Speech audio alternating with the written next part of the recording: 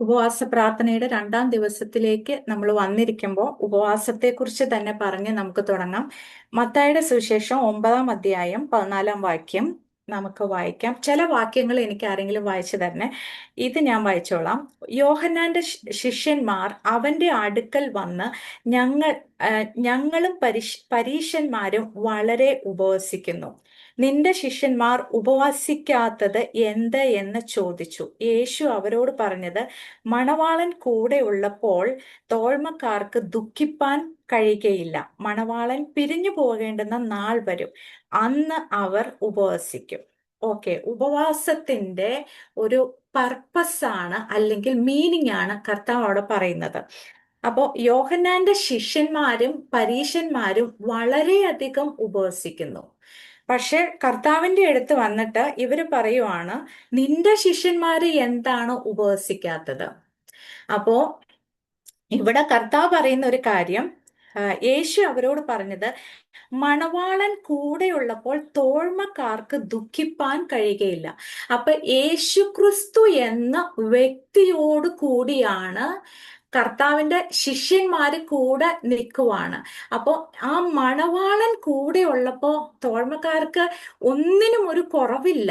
ഒന്നും അവിടെ എന്താ പറയണേ, എന്റെ മണവാളൻ കൂടെയുണ്ട്, എനിക്ക് എല്ലാം ഭയങ്കര സന്തോഷമല്ലേ മണവാളൻ കൂടെ ഉള്ളപ്പോ. എന്റെ കാര്യങ്ങളെല്ലാം നോക്കും, എനിക്ക് എല്ലാം ചെയ്തു തരും, എല്ലാ കാര്യങ്ങളിലും ഭയങ്കര സന്തോഷമായിരിക്കും മണവാളൻ കൂടെ ഉള്ളപ്പോ. പക്ഷേ മണവാളൻ പോകുന്ന നേരം എന്താ സംഭവിക്കുന്നത്? പിരിഞ്ഞു പോകേണ്ടുന്ന നാൾ വരും, അന്ന് അവർ ഉപവസിക്കും. എന്താ അതിന്റെ അർത്ഥം? മണവാളൻ പിരിഞ്ഞു പോകാൻ യേശുക്രിസ്തു എന്ന വ്യക്തി തിരിച്ചു പോകും. അപ്പോ ഈ തോഴ്മക്കാര് ഉപവസിക്കും. അന്നേരം എന്തുകൊണ്ടാ ഉപവസിക്കുന്നതെന്ന് വെച്ചാല്, ഈ മണവാളന്റെ സാന്നിധ്യം അതേപോലെ അവർക്ക് അനുഭവപ്പെടണം. കാരണം മണവാളൻ കൂടെ ഉണ്ടായിരുന്നപ്പോ എങ്ങനെയായിരുന്നു അവര് അനുഭവിച്ചുകൊണ്ടിരുന്നത്? അതേ രീതിയിൽ, അതിനേക്കാൾ ഇന്റൻസ് ആയിട്ട്. നമ്മൾ പറയില്ല, ഒരാളെ കുറെ നാൾ കാണാതിരിക്കുമ്പോ ഐ മിസ് യു എന്നൊക്കെ നമ്മൾ പറയാറില്ലേ? എന്ന് പറഞ്ഞാൽ ആ മിസ്സിങ് ഫീലിംഗ് തോന്നാറുണ്ടോ? അതിനെ നമ്മൾ ഉപവസിക്കണത്. പുതിയ നിയമത്തിലെ ഉപവാസം എന്ന് പറയുന്നത് അതാണ്. പഴയ നിയമത്തിൽ നമ്മൾ കുറെ പർപ്പസ് ഉണ്ട്, പല കാര്യങ്ങൾ കർത്താവ് അവിടെ പറയുന്നുണ്ട്. നിങ്ങൾ ഇതിന് ഉപവസിക്കണം, അതിന് ഉപവസിക്കണം, നിങ്ങളുടെ ഉപവാസം ഇങ്ങനെ ആയിരിക്കണം എന്ന് പറയുന്നുണ്ട്. പക്ഷെ പുതിയ നിയമത്തില് ഉപവാസം എന്ന് പറയുന്നത് ആ മണവാളന്റെ സാന്നിധ്യം കൂടുതൽ അനുഭവിക്കാൻ, ആ മിസ്സിങ് ഫീലിംഗ് വരും.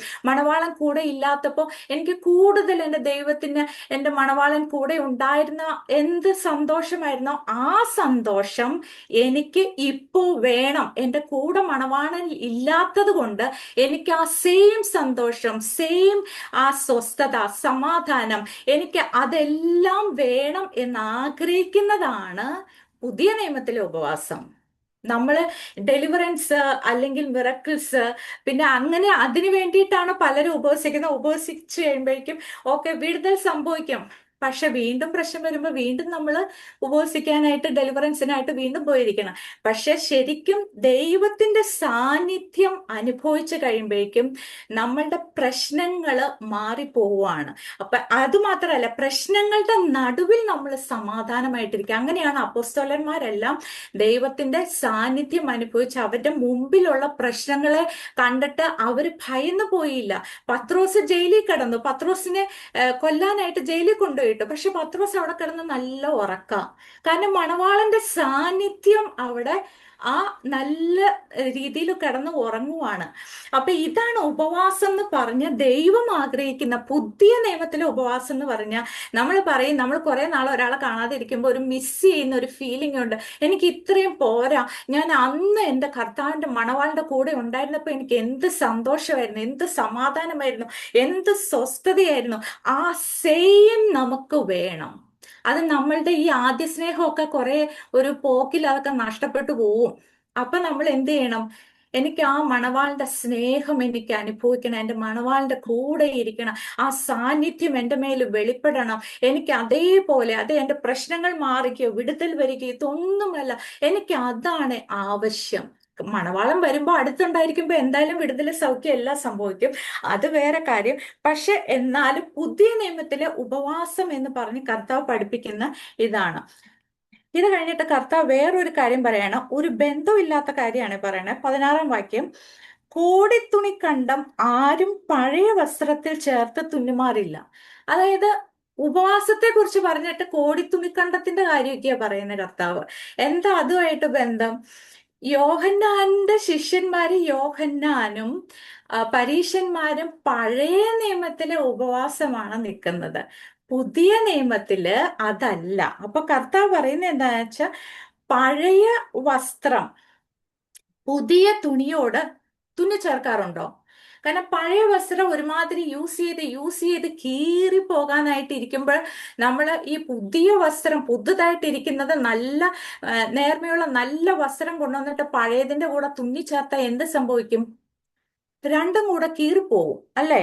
അപ്പൊ ഇവിടെ പറയുന്ന തുന്നിച്ചേർത്താൽ അതുകൊണ്ട് വസ്ത്രം കീറും, ചീന്തൽ ഏറ്റവും വല്ലാതെയായി തീരും. അപ്പൊ ഭയങ്കരമായിട്ട് അത് കീറിപ്പോവും. ഇനി പറയുന്ന ശ്രദ്ധിക്ക്, പുതുവീഞ്ഞ് പഴയ തുരുത്തിയിൽ പകരുമാറില്ല. പുതുവീഞ്ഞ് എന്താ? പഴയ തുരുത്തി എന്താ? പഴയ തുരുത്തി എന്ന് പറയുന്നത് പഴയ മനുഷ്യനാണ്.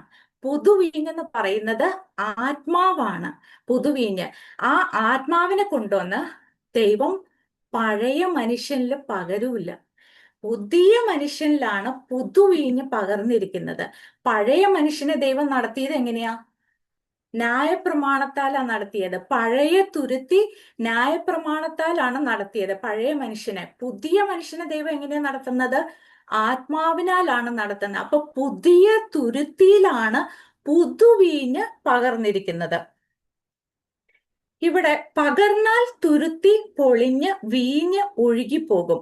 ഏതാണ്? പുതുവീഞ്ഞ് കൊണ്ടുപോയിട്ട് പഴയ തുരുത്തിയിൽ ഒഴിച്ചാല് എന്ത് സംഭവിക്കും? ആ, തുരുത്തിയും നശിച്ചു പോകും. അപ്പൊ ഈ പഴയ വീഞ്ഞ്, അല്ല സോറി, പുതിയ വീഞ്ഞ് എന്ന് പറഞ്ഞ ആത്മാവിനെ കൊണ്ടുവന്നിട്ട് പഴയ മനുഷ്യനിൽ പകർന്നു കഴിഞ്ഞാൽ കത്തിപ്പോകും, കത്തി നശിക്കും. കാരണം അശുദ്ധിയുള്ള പഴയ മനുഷ്യനില് ദൈവത്തിന് പാർക്കാൻ പറ്റില്ല.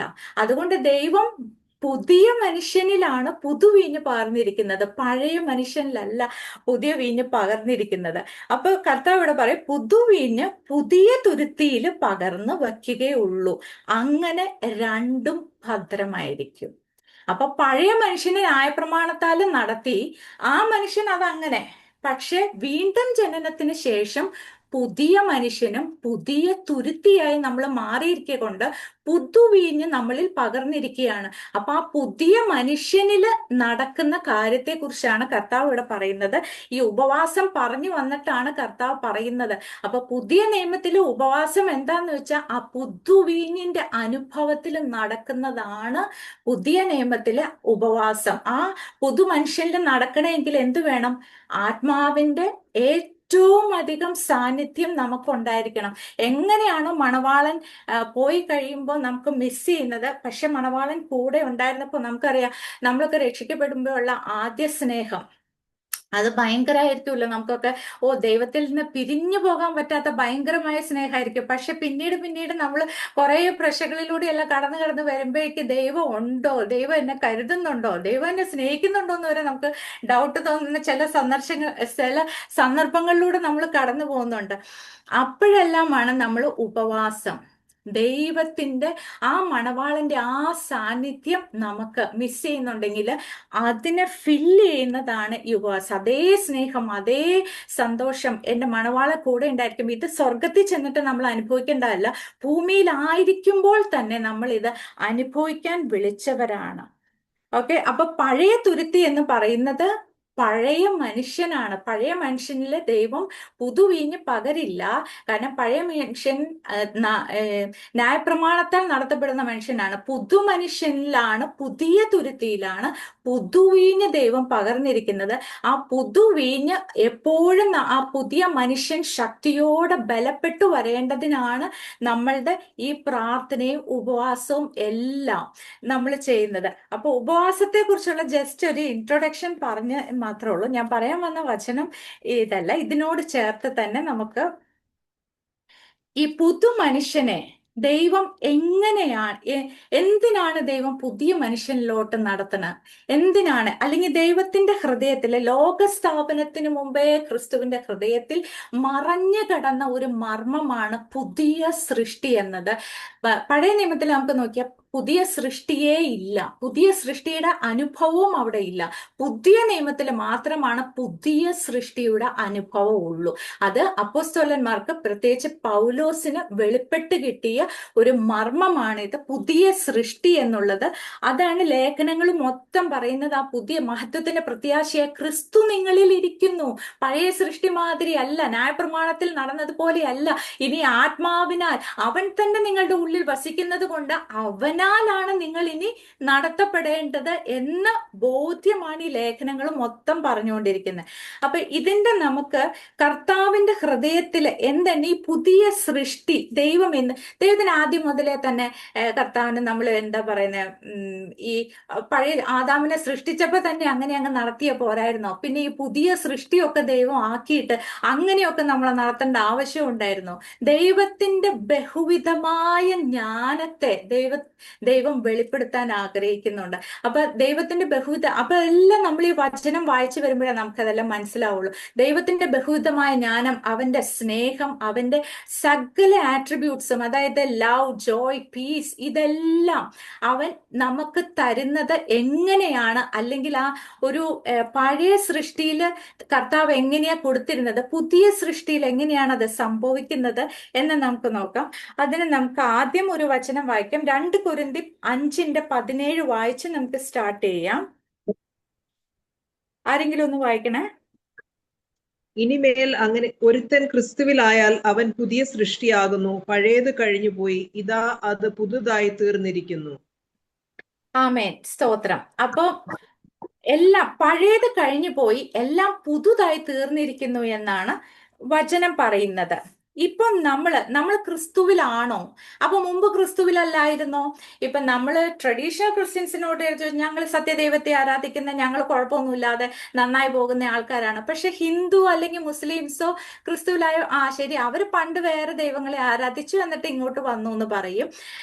അപ്പം ട്രഡീഷണൽ ക്രിസ്ത്യൻസ് ആണെങ്കിലും ഹിന്ദു ആണെങ്കിലും മുസ്ലിം ആണെങ്കിലും, ഞാൻ ഈ കഴിഞ്ഞ ഇടയ്ക്ക് കേട്ട് ഏതൊരു പാസ്റ്റർ പ്രസംഗിയെ പെന്തക്കോസ്തുകാർ പോലും വീണ്ടും ജനിച്ചൊന്ന് സംശയമുണ്ടോ എന്ന് പറയുന്ന ചില ഇത് ഞാൻ ഒരു പാസ്റ്റർ പ്രസംഗിക്കുന്ന കേട്ടു. അപ്പൊ പെന്തക്കോസ്തുകാരുടെ ഇടയിലും വീണ്ടും ജനിക്കാത്ത ആൾക്കാരുണ്ട് എന്ന് കേൾക്കാൻ ഇട വന്നു. അപ്പോ നമ്മൾ ക്രിസ്തുവിലാണോ? ക്രിസ്തുവിലാണെങ്കിൽ ഈ ഉറപ്പില്ലാത്തത് കൊണ്ടാണ് നമ്മൾ എപ്പോഴും ഇങ്ങനെ ഈ ഞാങ്ങണ പോലെ ഭയങ്കര ആടി ഒലഞ്ഞ്. അത് ഈ ഉപവാസത്തിൽ നമ്മൾക്ക് ഉറപ്പും ധൈര്യവും വിശ്വാസവും ദൈവത്തെക്കുറിച്ചുള്ള ആ ഒരു പരിജ്ഞാനം നമ്മൾക്ക് വർദ്ധിക്കേണ്ടതിനായിട്ട് നമുക്ക് പ്രാർത്ഥിക്കാം. അപ്പൊ പുതിയ സൃഷ്ടിയെ കുറിച്ച് പറയുമ്പോൾ നമ്മൾ ആദ്യം പഴയ സൃഷ്ടി എങ്ങനെയായിരുന്നു എന്ന് നോക്കാം. അത് നമുക്ക് ഉൽപ്പത്തി പുസ്തകം 1:26.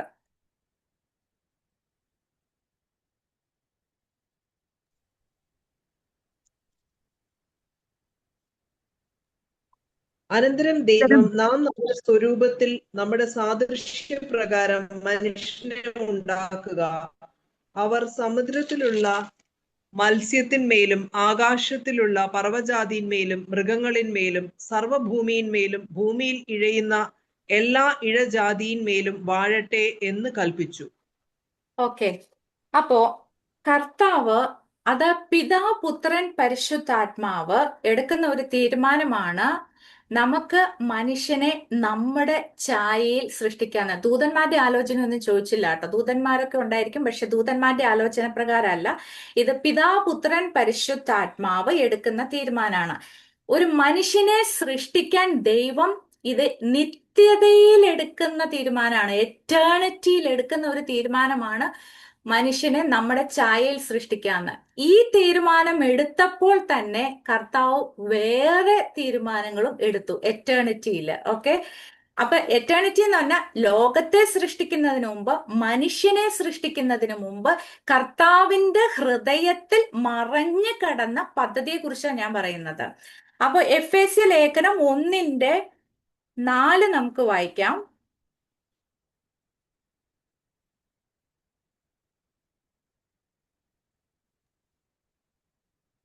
നാം തന്റെ സന്നിധിയിൽ വിശുദ്ധരും നിഷ്കളങ്കരുമാകേണ്ടതിന് അവൻ ലോകസ്ഥാപനത്തിന് മുമ്പേ നമ്മെ അവനിൽ തിരഞ്ഞെടുക്കുകയും മതി മതി. അപ്പൊ ലോക സ്ഥാപനത്തിനു മുമ്പേ ക്രിസ്തുവിൽ നമ്മളെ തെരഞ്ഞെടുത്തു അല്ലേ? അപ്പൊ ഇത് എറ്റേണിറ്റിയിൽ നടന്ന ഒരു തീരുമാനമാണ്. ലോകസ്ഥാപനത്തിന് മുമ്പേ ക്രിസ്തുവിൽ നമ്മളെ തെരഞ്ഞെടുത്ത ആദാമിനെ ഹവ്വേനെ ലോകം സൃഷ്ടിക്കുന്നതിന് മുമ്പ് തന്നെ, ലോകം സൃഷ്ടിക്കുന്നതിനെല്ലാം മുമ്പ് കർത്താവ് എറ്റേണിറ്റിയിൽ പിതാവ് പുത്രൻ പരിശുദ്ധാത്മാവ് എടുത്ത ഒരു തീരുമാനമാണ് മനുഷ്യനെ തന്റെ ഛായയിൽ സൃഷ്ടിക്കണമെന്നും, അങ്ങനെ സൃഷ്ടിക്കണമെന്നും വേറെ തീരുമാനമാണ് ക്രിസ്തുവിൽ അവരെ തെരഞ്ഞെടുക്കണമെന്നുള്ള ഒരു തീരുമാനം. ഇതിനോടൊപ്പം വേറെ ഒരു തീരുമാനം കൂടി ഉണ്ടായി. അത് നമുക്ക് വെളിപ്പാട് പുസ്തകം 13:8 വായിക്കാം.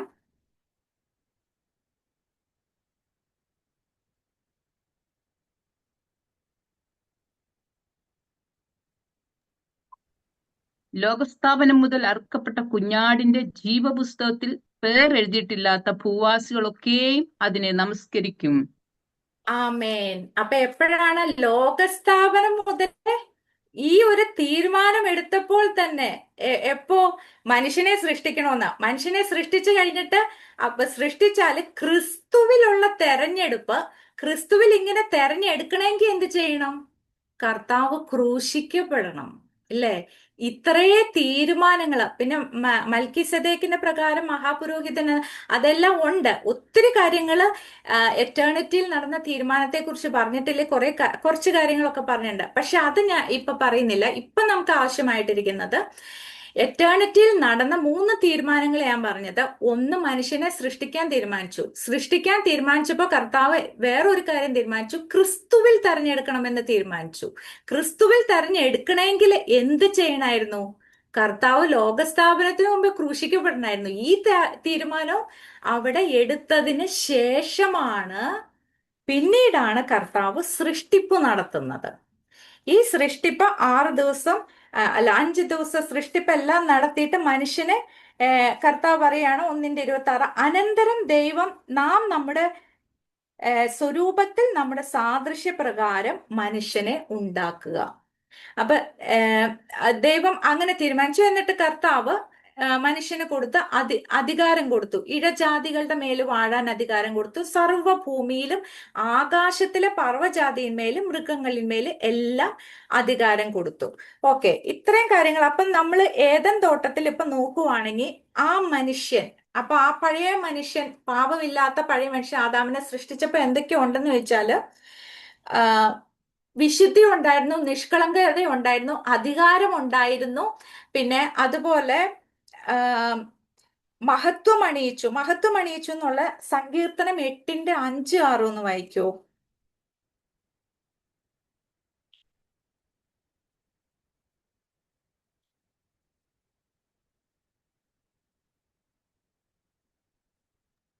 നീ അവനെ ദൈവത്തെക്കാൾ അല്പം മാത്രം താഴ്ത്തി, തേജസ്സും ബഹുമാനവും അവനെ അണിയിച്ചിരിക്കുന്നു. നിന്റെ കൈകളുടെ പ്രവൃത്തികൾക്ക് നീ അവനെ അധിപതിയാക്കി, സകലത്തെയും ഓക്കെ, അവന്റെ കാൽ കീഴിലാക്കിയിരിക്കുന്നു. ആക്കി വെച്ചിരിക്കുന്നു. അപ്പൊ അവിടെ അധികാരം കൊടുത്തു അല്ലെ? അധികാരം കൊടുത്തു. വിശുദ്ധിയുണ്ട്, നിഷ്കളങ്കതയുണ്ട്. ആദാമിന് പാപം ഇല്ലായിരുന്നു. ദൈവം സൃഷ്ടിച്ചപ്പോ ആദാമിന് പാപം ഉണ്ടായിരുന്നോ? ഇല്ല, പാപം ഇല്ലായിരുന്നു. പിന്നെ ആത്മാവിനെ കൊടുത്തു. ജനസിസ് ഉൽപ്പത്തി 2:7.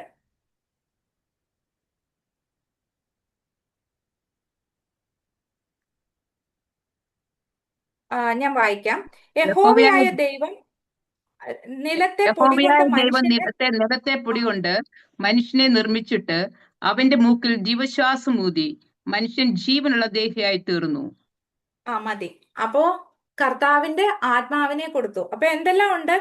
ദൈവത്തിന്റെ ഇമേജിലാണ് കർത്താവ് ആദാമിനെ സൃഷ്ടിച്ചത്. വിശുദ്ധിയുണ്ട്, നിഷ്കളങ്കതയുണ്ട്, മഹത്വമുണ്ട്, പിന്നെ അതുപോലെ അധികാരമുണ്ട്, പാപമില്ലായിരുന്നു, ആത്മാവിനെ കൊടുത്തു. ഇത്രയും കാര്യങ്ങൾ വെച്ചിട്ടാണ് ആദാമിന് ഇതെല്ലാം ഉണ്ടായിരുന്നു. ഏദൻ തോട്ടത്തില് ആക്കി വെച്ചു. ഇനി നമുക്ക് ജനസിസ് 3:1 മുതൽ 3 വരെ ഒന്ന് വായിക്കാം.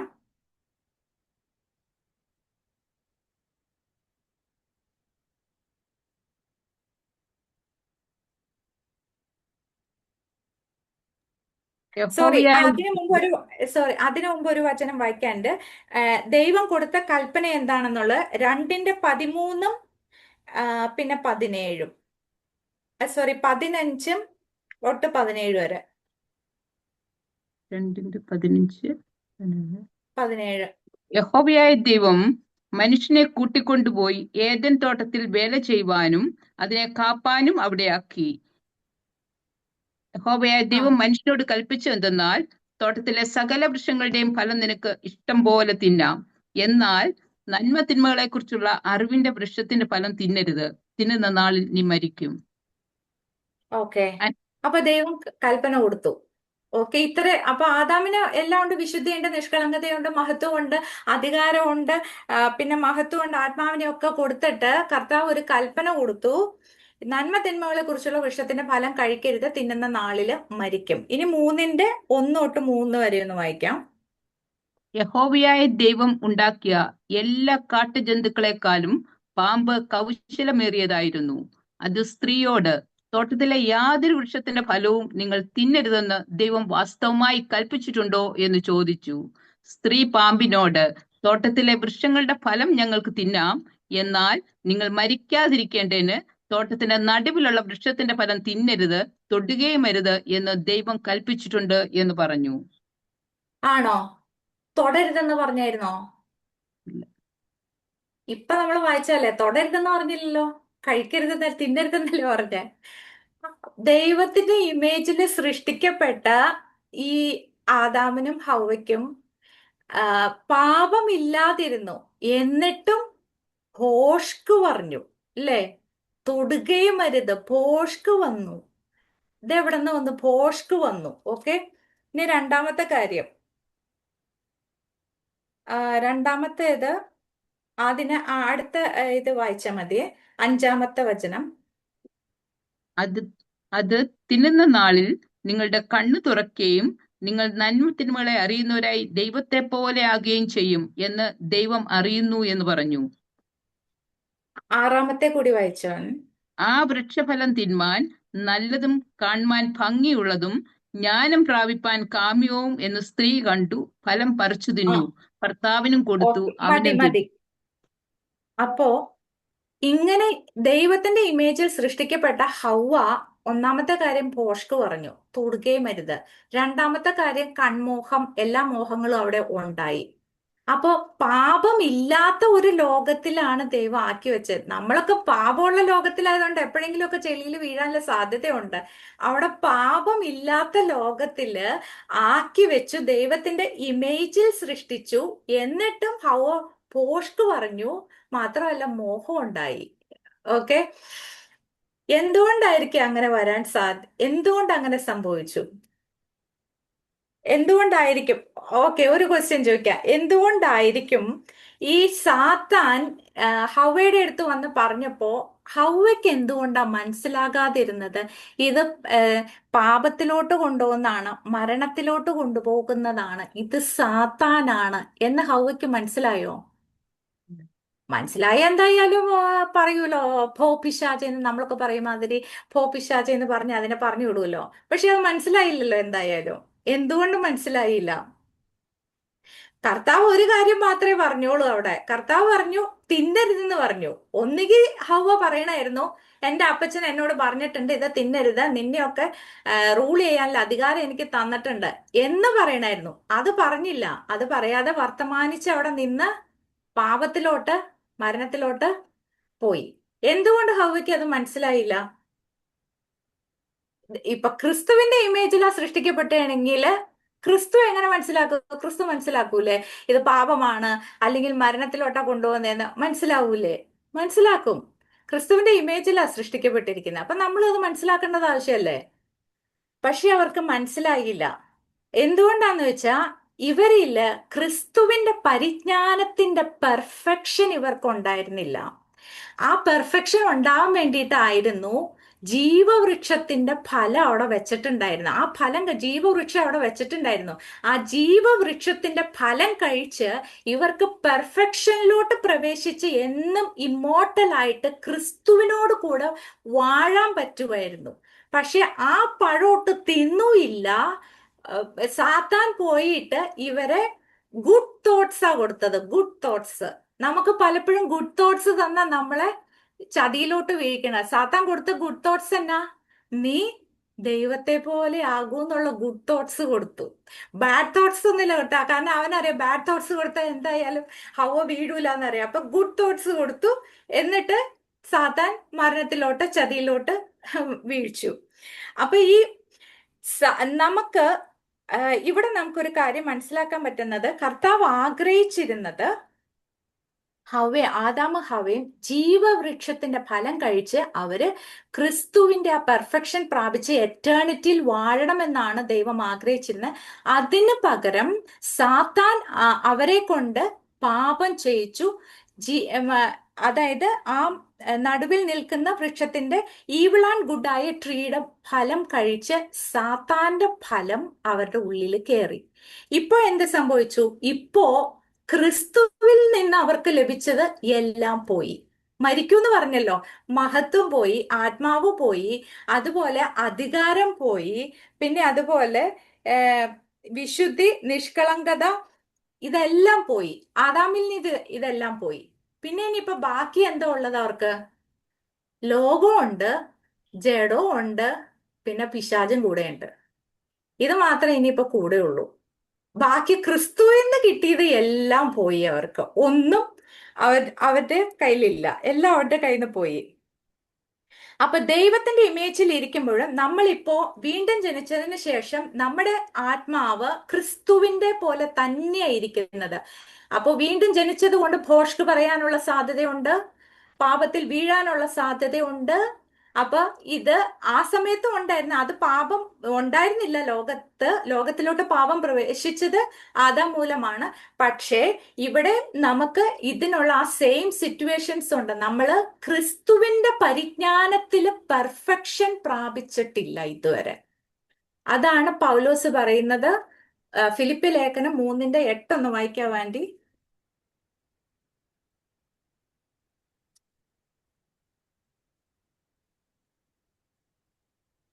അത്രയുമല്ല, എന്റെ കർത്താവായ ക്രിസ്തുയേശുവിനെ കുറിച്ചുള്ള പരിജ്ഞാനത്തിന്റെ ശ്രേഷ്ഠത നിമിത്തം ഞാൻ ഇപ്പോഴും എല്ലാം ഛേദമെന്ന് എണ്ണുന്നു.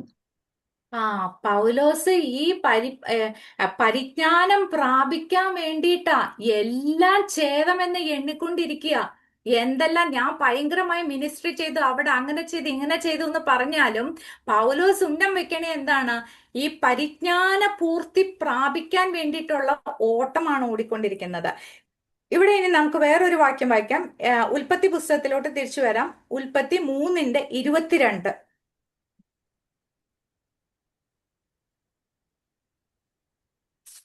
യഹോവയായ ദൈവം മനുഷ്യൻ നന്മ തിന്മകളെ അറിവാൻ തക്കോണം നമ്മിൽ ഒരുത്തനെ പോലെ ആയിത്തീർന്നിരിക്കുന്നു. ഇപ്പോൾ അവൻ കൈനീട്ടി ജീവവൃക്ഷത്തിന്റെ ഫലം കൂടെ പറിച്ചു തിന്ന് എന്നേക്കും ജീവിപ്പാൻ സംഗതി വരരുത് എന്ന് കൽപ്പിച്ചു. ഓക്കെ, മതി. യഹോവയായ ദൈവം മനുഷ്യൻ നന്മ തിന്മകളെ അറിവാൻ തക്കവണ്ണം നമ്മിൽ ഒരുത്തനെ പോലെ ആയി തീർന്നിരിക്കുന്നു. കർത്താവ് നന്മ തിന്മകളെ അറിയുന്നത് എങ്ങനെയാ? കർത്താവ് സർവജ്ഞാനിയാ അല്ലേ? സർവജ്ഞാനിയാണ്. കർത്താവിന് നന്മ തിന്മകളെ അറിയാം. ആദാം എങ്ങനെ അറിയണം എന്നാ ദൈവം ആഗ്രഹിച്ചത്? ദൈവത്തിന്റെ ആ പരിജ്ഞാനം പ്രാപിച്ചിട്ട് ആത്മാവിനാൽ നന്മ തിന്മകളെ തിരിച്ചറിയണമെന്നാണ് ദൈവം ആഗ്രഹിച്ചത്. ഇപ്പൊ അവരെങ്ങനെയാ നന്മ തിന്മകളെ തിരിച്ചറിയുന്നേ? പാപം വന്നല്ലോ, പാപം കേറി, ജഡവും ലോകവും പിശാച് മാത്രമേ ഇപ്പൊ ഉള്ളൂ. ഇപ്പൊ അവര് നന്മ തിന്മകളെ തിരിച്ചറിയുന്നത് എങ്ങനെയാ? ജഡത്തിൽ നിന്നുള്ള നന്മയും തിന്മയും മാത്രമേ തിരിച്ചറിയാവുള്ളൂ. ആത്മാവിൽ നിന്നുള്ള സകലതും പോയി, ക്രിസ്തുവിൽ നിന്നുള്ള സകലതും പോയി. അതുകൊണ്ടാണ് കൊലോസി ലേഖനത്തിലാണെന്ന് എനിക്ക് തോന്നുന്നു, നിങ്ങൾ പഠിച്ച ആദ്യ പാഠങ്ങള് അത് നമ്മൾ വിട്ടുകളയേണ്ടി വരും. കാരണം ആദ്യ പാഠങ്ങളിൽ എന്തൊക്കെയുണ്ട്? ഈ നന്മ തിന്മ നമ്മൾ സ്കൂളിൽ പോയി പഠിക്കുന്ന കുറെ കാര്യങ്ങളുണ്ട്, ലോകത്തിൽ നിന്ന് പഠിക്കുന്ന കുറെ പ്രിൻസിപ്പിൾസ് ഉണ്ട്, നമ്മുടെ അപ്പനും അമ്മയും പറഞ്ഞു തരുന്ന കുറെ പ്രിൻസിപ്പിൾസ് ഉണ്ട്. അതിൽ എല്ലാം ഉപേക്ഷിക്കണം എന്നല്ല. അത് നന്മയാണെന്ന് നമുക്ക് തോന്നിയാലും ക്രിസ്തുവിൽ നിന്ന് വരുന്ന നന്മ ആണെന്ന് പറയാൻ പറ്റില്ല.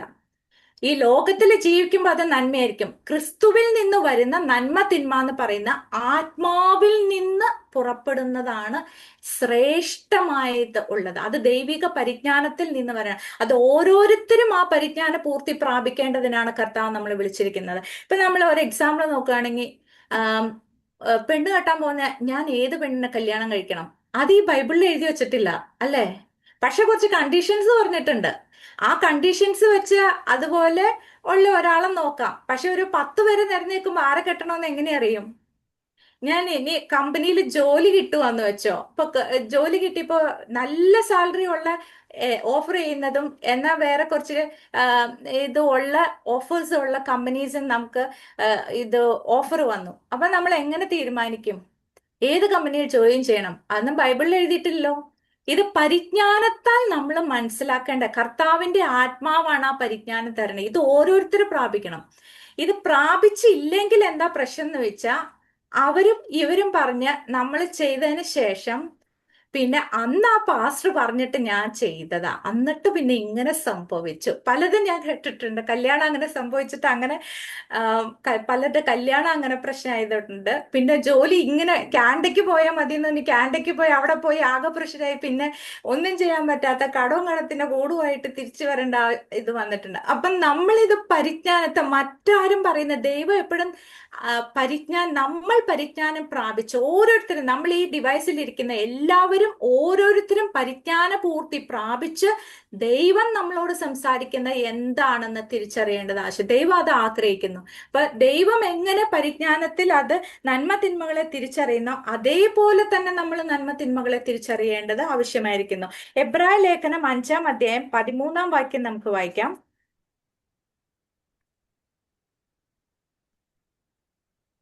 പാൽ കുടിക്കുന്നവനെല്ലാം നീതിയുടെ വചനത്തിൽ പരിചയമില്ലാത്തവനത്രേ, അവൻ ശിശുവല്ലോ. 14 വായിച്ചാ ആന്റി. കട്ടിയായുള്ള ആഹാരം നന്മ തിന്മകളെ തിരിച്ചറിവാൻ തഴക്കത്താൽ അഭ്യസിച്ച ഇന്ദ്രിയങ്ങളുള്ളവരായി പ്രായം തികഞ്ഞവർക്കേ പറ്റുകയുള്ളൂ. ആ അപ്പൊ പാല് കുടിക്കുന്നവനെല്ലാം നീതിയുടെ വചനത്തില് പരിചയമില്ലാത്തവനാകുന്നു. എന്താ ഹവ്വയോട് ആദാമിനോടും ദൈവം പറഞ്ഞിരുന്നില്ല. എന്തുകൊണ്ടാ പഴം തിന്നരുതെന്നുള്ള റീസൺ ഒന്നും കർത്താവ് പറഞ്ഞില്ല. പാപത്തെ കുറിച്ച് പഠിപ്പിച്ചു കൊടുത്തില്ല, അല്ലെങ്കിൽ നന്മ തിന്മകളെ കുറിച്ചൊന്നും പഠിപ്പിച്ചു കൊടുത്തില്ല. അവര് നന്മ തിന്മകളെ തിരിച്ചറിയേണ്ടത് ജീവവൃക്ഷത്തിന്റെ ഫലം കഴിച്ച് ആ പെർഫെക്ഷനിൽ നിന്നായിരുന്നു അറിയേണ്ടിയിരുന്നത്. അതിന് പകരം അവര് മറ്റേത്. അപ്പൊ അവര് പാല് കുടിച്ചുകൊണ്ടിരിക്കുന്ന ഒരവസ്ഥയാ. നീതിയുടെ വചനത്തില് പരിചയമില്ലാത്തവരെല്ലാം പാല് കുടിച്ചുകൊണ്ടിരിക്കുവാണ്. തെറ്റിപ്പോകാൻ സാധ്യതയുണ്ട്. നമുക്കറിയാലോ, നമ്മള് രക്ഷയിലോട്ട് വരുന്ന സമയത്ത് ഇപ്പൊ ഒരാൾ വന്നിട്ട് പറയാണ്, പിന്നെ എന്റെ സിസ്റ്റർ ഇതൊന്നല്ല ശരി, മറ്റേതാ ശരി എന്ന് പറഞ്ഞു കഴിയുമ്പോഴേക്കും അത് കേൾക്കുമ്പോ അങ്ങോട്ട് പോകും. അപ്പൊ പിന്നെ വേറൊരാൾ വന്നിട്ട് പറയും അത് ശരിയല്ല, ഇതാ ശരി, നിങ്ങൾ എന്താ ഇത്രയും നാൾ ഇതിനകത്ത് ഇങ്ങനെ മണ്ടത്തരം കേട്ടോണ്ടിരുന്നേന്ന് വെച്ചാൽ അവിടെ നിന്നും പോകും. കാരണം നീതിയുടെ വചനത്തിൽ പരിചയമില്ലെങ്കിൽ ഇങ്ങനെ ഓടി ഓടി നടക്കും നമ്മള്. നീതിയുടെ വചനത്തിൽ പരിചയമുള്ളവരായി തീരണമെന്നാണ് ദൈവം ആഗ്രഹിക്കുന്നത്. ലൂസിഫർ ദൈവത്തിന്റെ സന്നിധിയിൽ നിന്ന് ദൈവത്തിന്റെ വചനം അറിയാൻ, ദൈവത്തിന്റെ ആ ശക്തി എന്താണെന്നൊക്കെ ലൂസിഫർ അറിഞ്ഞിട്ടുണ്ട്. പക്ഷേ ആദാമിന്റെ അടുത്ത് വന്ന് പറയുമ്പോഴേക്കും ആദാമിന് പാൽ കുടിക്കുന്ന അവസ്ഥയാ. നീതിയുടെ വചനത്തിൽ പരിചയമില്ലായിരുന്നു. അപ്പൊ ഇവിടെ പരിചയം ഉണ്ടാകുന്നത് എങ്ങനെയാണ്? പൗലോസ് പറയുന്നത് പരിചയമില്ലാത്തവര് ശിശുവാണ്. കട്ടിയായുള്ള ആഹാരം നന്മ തിന്മകളെ തിരിച്ചറിവാൻ തഴക്കത്താൽ അഭ്യസിച്ച ഇന്ദ്രിയങ്ങൾ ഉള്ളവരായി പ്രായം തികഞ്ഞവർക്കേ പറ്റുള്ളൂ. ഇത് പ്രായമായവർക്ക് പറ്റൂന്നല്ല പറയണത്. ഇപ്പൊ 25 വർഷമായി 30 വർഷമായി രക്ഷിക്കപ്പെട്ടവർക്കും ഇപ്പോഴും തഴക്കത്താൽ അഭ്യസിക്കാത്ത അവയവങ്ങൾ ഉള്ളവര് ഉണ്ട്. പ്രായമായതുകൊണ്ട് കാര്യമില്ല. 25 വർഷമായി 30 വർഷമായി 40 വർഷമായി രക്ഷിക്കപ്പെട്ടിട്ട് നിൽക്കണു എന്ന് പറഞ്ഞിട്ട് കാര്യമില്ല. ഇത് ആത്മീയ ഇന്ദ്രിയങ്ങൾക്ക് തഴക്കം വരണം. എങ്കിൽ മാത്രമേ ആ നന്മ പെർഫെക്റ്റ് ആയിട്ടുള്ള വിൽ, ദൈവത്തിന്റെ വിൽ എന്താണെന്ന് നമുക്ക് മനസ്സിലാക്കാൻ പറ്റുള്ളൂ. ദൈവം അതാണ് നമ്മളെ കുറിച്ച് ആഗ്രഹിക്കുന്ന കാര്യം. അപ്പൊ ദൈവഹിത നന്മ തിന്മകളെ തിരിച്ചറിയാം. അപ്പൊ നമ്മുടെ ആത്മീയ ഇന്ദ്രിയങ്ങളെയൊക്കെ നമ്മൾ ഭയങ്കരമായിട്ട് ട്രെയിൻ ചെയ്യേണ്ടി വരും. അപ്പോൾ പല പ്രോസസ്സിലൂടെ ട്രെയിനിങ്ങിലൂടെ ഒക്കെ കടന്നു പോകുമ്പോഴേക്കും നമ്മൾ കർത്താവേ ഇത് വേണ്ട, നമ്മൾ ഭയങ്കര കഷ്ടമാണ്, വേദനയാണ്, പ്രയാസമാണ്, ഇത് എന്നെ കൊണ്ട് പറ്റില്ല എന്നെല്ലാം നമ്മൾ പറയുമ്പോൾ കർത്താവ് നമ്മൾക്ക് ട്രെയിനിങ് തരുവാണ്. ആ പ്രോസസ്സിലൂടെ നമുക്ക് തഴക്കത്താൽ അഭ്യസിക്കുവാൻ ദൈവത്തിന്റെ ശബ്ദം ഇന്നതെന്ന് പെർഫെക്റ്റ് വിൽ ഇന്നതെന്ന് തിരിച്ചറിയേണ്ടതിന് ലോകത്തിന്റെ ശബ്ദത്തോട് നിശബ്ദമായിട്ടിരിക്കാൻ, നമ്മളുടെ ജഡത്തിന്റെ ശബ്ദത്തോട് നിശബ്ദമായിട്ടിരിക്കാനാണ് ചില പ്രോസസ്സിലൂടെ കർത്താവ് കൊണ്ടുപോയി നമ്മുടെ ആത്മീയ ഇന്ദ്രിയങ്ങളെ തഴക്കത്താൽ അഭ്യസിപ്പിച്ചെടുക്കുകയാണ് ചെയ്യുന്നത്. പക്ഷെ നമുക്ക് ആ അഭ്യാസം വലിയ ഇഷ്ടപ്പെടുന്നില്ലാത്തത് കൊണ്ട് നമ്മൾ ഈസി വേ ഒക്കെ എടുക്കാനുള്ള സാധ്യതകളുണ്ട്. പക്ഷെ ഈസി വേ എടുക്കാതെ നമ്മളുടെ ആത്മീയ ഇന്ദ്രിയങ്ങൾ തഴക്കത്താൽ അഭ്യസിക്കാൻ തക്കവണ്ണം ദൈവം കൃപ തരട്ടെ എന്ന് നമുക്ക് പ്രാർത്ഥിക്കാം. ഇനി നമുക്ക് കർത്താവ് നന്മ, ഞാൻ പറഞ്ഞു ദൈവം നന്മ തിന്മകളെ തിരിച്ചറിയുന്നതും, മനുഷ്യൻ ജഡത്തിലായല്ലോ, ഈ ലോകത്തിലുള്ളതും ലോകത്തിൽ നിന്ന് പഠിച്ചതും ജഡത്തിലുള്ളതും ഒക്കെ മനുഷ്യൻ അറിയാവുള്ളൂ. അപ്പോ കർത്താവ് നന്മ തിന്മകളെ തിരിച്ചറിയുന്നതും നമ്മൾ നന്മ തിന്മ എന്താണെന്ന് പറയുന്നതും ഡിഫറൻസ് ഉണ്ട്. നമുക്കൊരു എക്സാമ്പിൾ നോക്കാം. ലൂക്കോസിന്റെ സുവിശേഷം 9-ാം അധ്യായം 54 തൊട്ട് 56 വരെയുള്ള വാക്യം.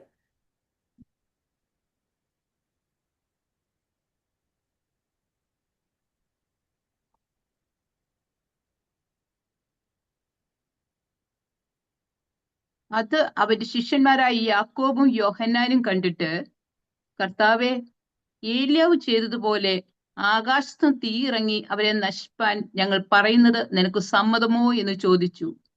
അവൻ തിരിഞ്ഞ് അവരെ ശാസിച്ചു, നിങ്ങൾ ഏതാത്മാവിന് അധീനർ എന്ന് നിങ്ങൾ അറിയുന്നില്ല. മനുഷ്യപുത്രൻ മനുഷ്യരുടെ പ്രാണങ്ങളെ നശിപ്പിപ്പാനല്ല, രക്ഷിപ്പാനത്രേ വന്നത് എന്ന് പറഞ്ഞു. അവർ വേറൊരു ഗ്രാമത്തിലേക്ക് പോയി. ആ നമ്മളൊക്കെ ആണെങ്കിൽ എന്ത് പറയും? നമ്മളിപ്പോ ഒരു പാസ്റ്റർ ആയിട്ടിരിക്കോ മിനിസ്റ്റർ ആയിട്ടിരിക്കോ ചെയ്യാണ്, നമ്മുടെ അടുത്ത് വന്നിട്ട് പറയാണ് ആ കൂട്ടര് നമ്മളെ അവിടെ കേട്ടുന്നില്ല എന്ന് പറഞ്ഞാ, അപ്പോ നമ്മൾ പറയും ആഹാ അവര് കേട്ടുന്നില്ലേ, എങ്കിൽ പിന്നെ നമുക്ക് മനുഷ്യന്റെ ജഡത്തിൽ നിന്നും വരുന്ന സകല സംഭവം അവിടെ വരാൻ സാധ്യതയുണ്ട്. കർത്താവ് എന്തേലും പറഞ്ഞ തീ വീഴിക്കട്ടെ എന്ന് പറഞ്ഞപ്പോ കർത്താവ് പറഞ്ഞോ ആ ഓക്കെ മക്കളെ നിങ്ങൾ തീ വീഴിക്കാം, നമുക്ക് അത് തന്നെയാ നല്ലതെന്ന് കർത്താവ് പറഞ്ഞു? മനുഷ്യന്റെ ഹൃദയത്തിൽ നിന്ന് വരുന്ന നന്മയും തിന്മയും ഇതാണ്. പക്ഷെ ദൈവത്തിന്റെ ഹൃദയത്തിൽ നിന്ന് നിങ്ങൾ ഏത് ആത്മാവിന് അധീനർ? അപ്പൊ മനുഷ്യന്റെ ഹൃദയത്തിൽ നിന്ന് വരുന്ന നന്മയും തിന്മയും ഇങ്ങനെയാണ്. കർത്താവ് പറയുന്നത് മനുഷ്യപുത്രൻ മനുഷ്യന്റെ പ്രാണങ്ങളെ നശിപ്പിപ്പാനല്ല രക്ഷിപ്പാൻ അത്രേ വന്നത് എന്ന് പറഞ്ഞു. ഇതുപോലെ ഓരോ സാഹചര്യങ്ങളും നമ്മളുടെ ജീവിതത്തിൽ രക്ഷിക്കപ്പെട്ടതിന് ശേഷം വരുമ്പോ ജഡീകമായത് ആദ്യം പൊങ്ങി വരും. പക്ഷേ ആത്മാവിൽ നിന്നുള്ള ശബ്ദം കേട്ടില്ലെങ്കിൽ നമ്മൾ ജഡീകമായത് ചെയ്തു പോകും. കാരണം അതൊരു തിന്മ. നമ്മളെ എതിർക്കുന്നവരെ നമ്മൾ തിരിച്ചൊന്ന് എതിർക്കുന്നതിൽ വല്ല തെറ്റുണ്ടോ? നമ്മൾ ഒന്നും ഇപ്പൊ പറഞ്ഞിട്ടൊന്നുമല്ല. ഇപ്പൊ ശമരിയയിലാണെങ്കിൽ കർത്താവ് ആ ശമരിയ സ്ത്രീയെ കൊണ്ടൊക്കെ അവിടെ നല്ലൊരു ഗോസ്പൽ സുവിശേഷമൊക്കെ നടത്തി. എന്നിട്ട് ഈ പട്ടണത്തിലുള്ള ആൾക്കാർ കർത്താവിനെ സ്വീകരിക്കുന്നില്ല. അപ്പൊ പറയുവാണ് അപ്പൊ ഇവരെന്ത് മനുഷ്യരാ, അവരെ നമുക്ക് ശപിക്കാം. ഇതൊന്നുമല്ല കർത്താവ് ചിന്തിക്കുന്നേ. കർത്താവിന്റെ ഹൃദയത്തിൽ ഉള്ളത് നമ്മളുടെ ഹൃദയത്തിൽ വെളിപ്പെട്ട് വരണമെങ്കിൽ ആത്മീയ ഇന്ദ്രിയങ്ങൾക്ക് നല്ല അഭ്യാസം കഴിക്കേണ്ടി വരും. ഇല്ലെങ്കിൽ നമ്മള് ജഡത്തിലുള്ളതൊക്കെ ചെയ്ത് പ്രശ്നത്തിലായി പോകും. ഇനി മത്തായിയുടെ സുവിശേഷം 16-ാം അധ്യായം 22 തൊട്ട് 23 വരെ.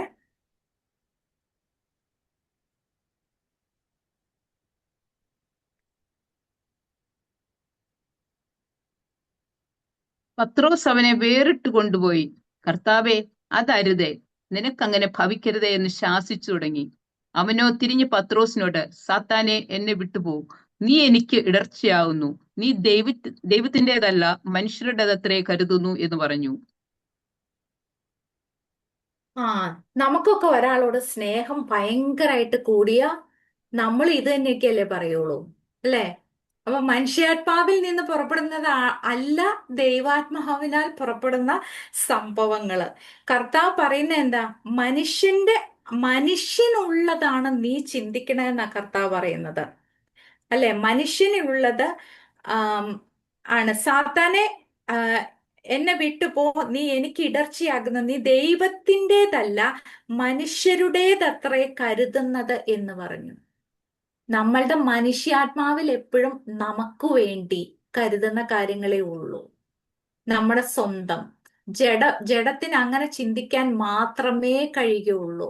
നമ്മുടെ രക്ഷ ആദ്യം നമ്മുടെ കാര്യം ഒന്ന് ശരിയാക്കട്ടെ. കാരണം കർത്താവിനെ രക്ഷിക്കണം. കർത്താവ് ഇങ്ങനെ പോയി ക്രൂശിക്കപ്പെടാനൊന്നും പാടില്ല.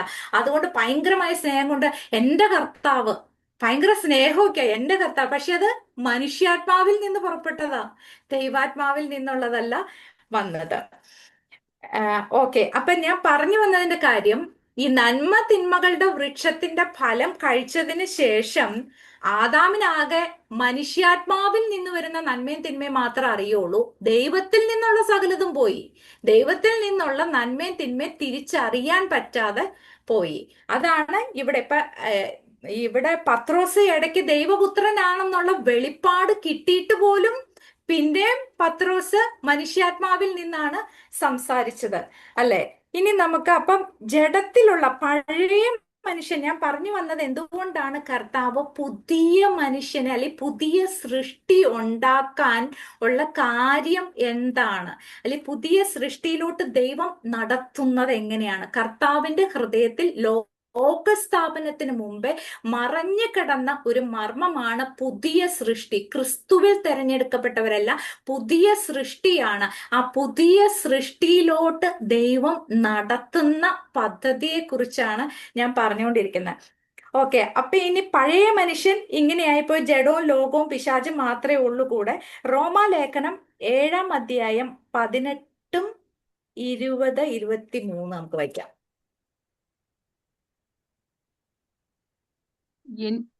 എന്നിൽ എന്ന് വെച്ചാൽ എന്റെ ജഡത്തിൽ നന്മ വസിക്കുന്നില്ല എന്ന് ഞാൻ അറിയുന്നു.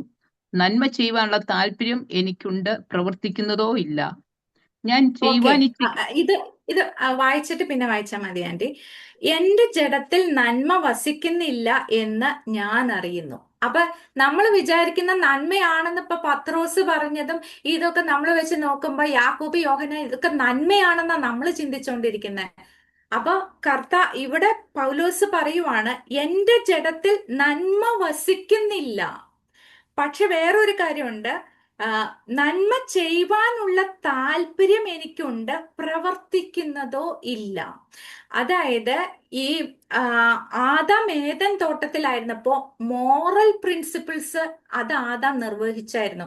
അതായത് തോട്ടം നോക്കി അല്ലെങ്കിൽ തോട്ടത്തിന്റെ ഫലം എടുത്തിരുന്ന് അങ്ങനെയുള്ള മോറൽ ആയിട്ടുള്ള കാര്യങ്ങൾ ആദാം ചെയ്തിരുന്നു. അത് മനുഷ്യൻ പാപത്തിൽ വീണതിന് ശേഷവും അത് ആദാമിൽ ഉണ്ടായിരുന്നു. അതാണ് നന്മ ചെയ്യണമെന്ന് ആഗ്രഹമുണ്ട്. നമ്മൾ എല്ലാവരും വീണ്ടും ജനിക്കുന്നതിന് മുമ്പും നന്മയുണ്ട്. കുറെ ആൾക്കാരിൽ നന്മയുണ്ട്, കുറച്ചു പേരിൽ തിന്മയുണ്ട്. പക്ഷെ പൂർണ്ണമായ നന്മയില്ല. ദൈവത്തിന് കുറച്ച് നന്മയും കുറച്ച് തിന്മയും ഉള്ള ഒരു മനുഷ്യന് ദൈവത്തിന് ആവശ്യമില്ല. അവനിൽ ഇരുട്ട് ഒട്ടുമില്ല എന്നാ പറഞ്ഞിരിക്കുന്നത്. അപ്പൊ ഇരുട്ടിൽ ഒട്ടുമില്ലാത്ത ഒരു മനുഷ്യനെ ദൈവം സ്വർഗത്തിൽ സ്വീകരിക്കുകയുള്ളൂ. ഇച്ചിരി ഇരുട്ടുള്ളതിനെ ഒന്നും ദൈവം സ്വർഗത്തിൽ കേട്ടില്ല. അപ്പൊ ദൈവത്തിന്, നമുക്കറിയാം എത്രയോ നല്ല മനുഷ്യർ ഈ ലോകത്തുണ്ട്. നന്മ അത് ഏറ്റക്കുറിച്ചിൽ എവിടെ ജനിച്ച മനുഷ്യരാണെങ്കിലും അവരിൽ നന്മയുണ്ട്, തിന്മയുണ്ട്. പക്ഷെ അത് പൂർണ്ണമായ നന്മയായിട്ട് വെളിപ്പെടാൻ പറ്റാതെ വണ്ണം എനിക്ക് നന്മ ചെയ്യണമെന്ന് ആഗ്രഹമുണ്ട്, പക്ഷെ പ്രവർത്തിക്കുന്നതോ ഇല്ല. എന്തുകൊണ്ട് പ്രവർത്തിക്കാൻ പറ്റുന്നില്ല? സാത്താന്റെ ഫലം, പാപത്തിന്റെ മരണത്തിന്റെ പ്രമാണം അകത്ത് കയറിപ്പോയി. അപ്പോ ഈ മോറൽ ലോ, നന്മ ചെയ്യണമെന്നുള്ള ആഗ്രഹം ഉണ്ടായിട്ടും ഈ പാപത്തിന്റെ മരണത്തിന്റെ പ്രമാണം അത് ചെയ്യാൻ സമ്മതിക്കില്ല. അപ്പൊ അത്രയും ശക്തിയാണ് ദുഷ്ടന്റെ ശക്തി. അല്ലെങ്കിൽ അവന്റെ ആ ഒരു പഴം തിന്നതിന്റെ ജ്യൂസ് മുഴുവൻ അവന്റെ ഹൃദയത്തിനകത്തോട്ട് കയറി കഴിഞ്ഞപ്പോഴേക്കും, ആദാമിന്റെ ഹൃദയത്തിനകത്ത് കയറി കഴിഞ്ഞപ്പോഴേക്കും പിന്നീട് നന്മ ചെയ്യണമെന്ന് ആഗ്രഹിച്ചാൽ അത് ചെയ്യാൻ പറ്റാത്ത ഒരു ഹെൽപ്ലെസ്നെസ് ഒക്കെ നമ്മൾ പറയില്ലേ, എന്ന് പറഞ്ഞ ഒരവസ്ഥയായിപ്പോയി ആദാമിന്. അപ്പൊ നമുക്ക് ദൈവത്തിന് ഒരിക്കലും ഇത്തിരി നന്മയും ഇത്തിരി തിന്മയുള്ള മനുഷ്യന് ദൈവത്തിന് ആവശ്യമില്ല. കാരണം അവനിൽ ഇരുട്ട് ഒട്ടുമില്ലാത്തത് കൊണ്ട് നമ്മളും അതുപോലെ വെളിച്ചമായിരിക്കണം എന്ന് ദൈവം ആഗ്രഹിക്കുന്നു. അപ്പൊ ഇനി നമുക്ക് വായിക്കേണ്ടത് 20-ാമത്തെ വാക്യം വായിക്കാം. ഞാൻ ഇച്ഛിക്കാത്തതിനെ ചെയ്യുന്നുവെങ്കിലോ അതിനെ പ്രവർത്തിക്കുന്നത് ഞാനല്ല, എന്നിൽ വസിക്കുന്ന പാപമത്രേ. അത് ശരിയാ. ഞാൻ ഇച്ഛിക്കാത്ത, എനിക്ക് അതൊന്നും, ആരോടെങ്കിലും എന്നോട് വഴക്കുണ്ടാക്കി എനിക്ക് അങ്ങനെ ചീത്ത പറയണമെന്നൊന്നും ആഗ്രഹമൊന്നുമില്ല. അല്ലെങ്കിൽ എൻ്റെ മനസ്സിനകത്ത് അങ്ങനെ അവരോട് കയ്പ് വെക്കണമെന്ന് എനിക്ക് ആഗ്രഹമൊന്നുമില്ല. പക്ഷെ എന്ത് ചെയ്യുവാണ്, ഈ പാപത്തിന്റെ മരണത്തിന്റെ പ്രമാണം കേറിയിട്ട് എന്റെ ഉള്ളിൽ കയ്പ് വരിക. അയാളെ കൊല്ലാനുള്ള ദേഷ്യം എന്റെ ഹൃദയത്തിനകത്ത് ഉണ്ടാവുകയാണ്.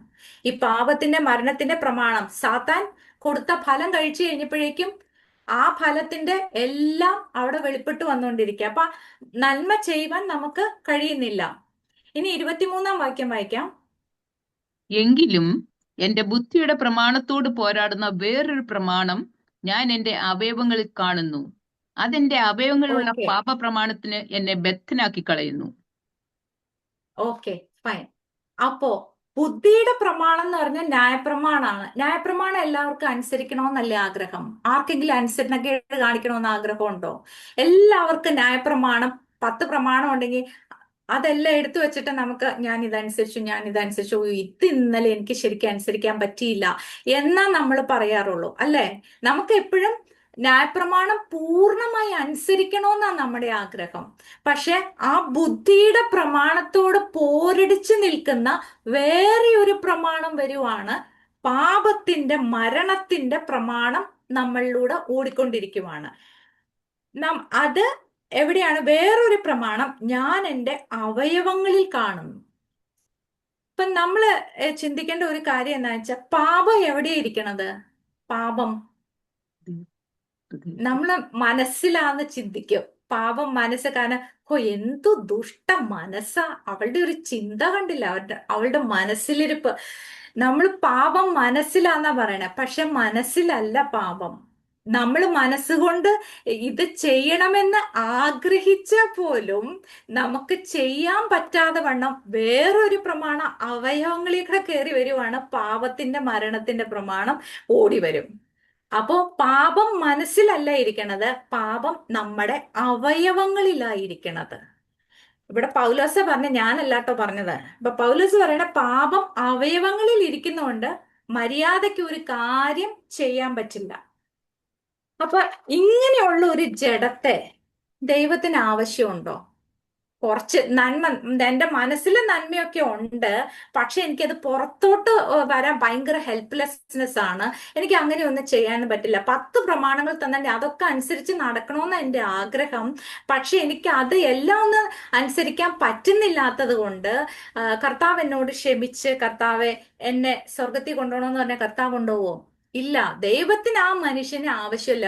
ഇത്തിരി നന്മ ഇത്തിരി തിന്മയുള്ള ആ മനുഷ്യന് ദൈവത്തിന് ആവശ്യമില്ല. അതുകൊണ്ടാണ് ദൈവം പുതിയ സൃഷ്ടി അവിടെ നടത്തുന്നത്. ദൈവത്തിന്റെ പുതിയ സൃഷ്ടി എന്ന് പറയുന്നത് ദൈവത്തിന്റെ ഹൃദയത്തിൽ ലോകസ്ഥാപനത്തിന് മുമ്പേ ക്രിസ്തുവിൽ നമ്മളെ തെരഞ്ഞെടുത്ത് അങ്ങനെ ക്രിസ്തുവിൽ ആക്കി വെക്കണമെന്നുള്ളത് ദൈവത്തിന്റെ ഹൃദയത്തിൽ മറഞ്ഞു കിടന്ന ഒരു മർമ്മമാണ്. അപ്പൊ ആ സൃഷ്ടിയിലോട്ട് കർത്താവ് എന്ത് തീരുമാനിച്ചിട്ടുണ്ടോ നമ്മളെ കുറിച്ച്, അത് ദൈവം നിവർത്തിക്കും. കാരണം ദൈവം വാഗ്ദത്തം ചെയ്തിട്ട് വാക്ക് മാറിക്കളയില്ല. നമ്മൾ ചിലപ്പോൾ ആർക്കെങ്കിലും വാക്ക് കൊടുത്താൽ ചിലപ്പോൾ വാക്ക് മാറാൻ സാധ്യതയുണ്ട്. സാഹചര്യം അനുസരിച്ച് ചിലപ്പോൾ നമ്മൾ അത് നടക്കില്ല, ചിലപ്പോൾ ഇപ്പൊ പറ്റില്ല, പിന്നീട് ആകട്ടെ എന്ന് പറയും. പക്ഷെ ദൈവം പദ്ധതിയിട്ട് അവന്റെ പ്ലാൻസ് എല്ലാം പ്രോസ്പെർ ചെയ്യും. അത് ഫുൾഫില്ല് ചെയ്യാൻ ശക്തിയുള്ള ദൈവമാണ്. നമ്മളെ വചനം കേൾക്കുമ്പോൾ നമ്മളുടെ ഹൃദയത്തിനകത്ത് ഉറപ്പും ധൈര്യവും ദൈവത്തെക്കുറിച്ചുണ്ടാണ്. ദൈവത്തെക്കുറിച്ച് ഒരു പരിജ്ഞാനം നമുക്കുണ്ടായിരിക്കണം. നമുക്ക് ദൈവം തന്ന വാഗ്ദത്തങ്ങൾ നിവർത്തിപ്പാൻ ശക്തനായ ദൈവമാണ്. കാരണം ഇത്രയും വലിയ മനുഷ്യൻ വീണു പോയിട്ട് കർത്താവ് ആദാം പാപം ചെയ്തു കഴിഞ്ഞപ്പോഴല്ല ദൈവം തീരുമാനം ഉണ്ടാക്കിയത്, ഓക്കെ ഇവനെ രക്ഷിക്കാൻ വേണ്ടിയിട്ട് ഞാൻ എന്നാ പോയി മരിച്ചേക്കാമെന്ന്. കർത്താവ് ആദാം പാപം ചെയ്തിട്ടല്ല ദൈവം തീരുമാനം എടുക്കുന്നത്. ഇതിനു മുമ്പേ രക്ഷ ഒരുക്കി വെച്ചിരിക്കുകയാണ്. ആദം പാപത്തിൽ വീഴുന്നതിന് മുമ്പ്, ആദാം പാപം ചെയ്യുന്നതിന് മുമ്പ്, ലോകത്തെ സൃഷ്ടിക്കുന്നതിന് മുമ്പേ ദൈവം എന്ത് ചെയ്തിരിക്കുകയാണ്? ആദാമിന്റെ രക്ഷയും ക്രിസ്തുവിലുള്ള തെരഞ്ഞെടുപ്പും ദൈവം എറ്റേണിറ്റിയിൽ നടത്തിയിട്ടാണ് പിന്നീട് ലോകത്തെ സൃഷ്ടിക്കുന്നത്. ഇങ്ങനെ ഒരു ദൈവത്തെ നമ്മൾ സെർവ് ചെയ്യുന്നത്. നമ്മുടെ ഉള്ളിൽ എന്തെങ്കിലും അധൈര്യം ഉണ്ടെങ്കിൽ, ഉറപ്പില്ലായ്മ ഉണ്ടെങ്കിൽ അതിന്ന് പോകണം. കാരണം നമ്മളുടെ പലതും നമുക്ക് ഉറപ്പില്ല ദൈവത്തെക്കുറിച്ച്. അത് അങ്ങനെ സംഭവിക്കുമോ, ഇതിങ്ങനെ സംഭവിക്കുന്ന, കാരണം നമുക്ക് ദൈവത്തെക്കുറിച്ചുള്ള ഒരു പരിജ്ഞാനം ഇല്ല. ചിലപ്പോൾ ഇങ്ങനെ സംഭവിച്ചാൽ ഇനി എന്ത് ചെയ്യും എന്നൊക്കെയുള്ള നമുക്ക് ഭയങ്കര ഡൗട്ട്. പിന്നെ പാസ്റ്റ് എക്സ്പീരിയൻസ്, പഴയ മനുഷ്യനിൽ നിന്ന് കുറെ നമ്മൾ പഠിച്ചിട്ടുണ്ടല്ലോ. ആ പഴയ മനുഷ്യനാണെങ്കിൽ ഇങ്ങനെ പറയേ, നീ രക്ഷപ്പെടുകയില്ല, കാരണം നിനക്ക് അന്ന് അങ്ങനെ സംഭവിച്ചല്ലേ എന്ന് പറഞ്ഞ് പഴയ മനുഷ്യൻ വരും.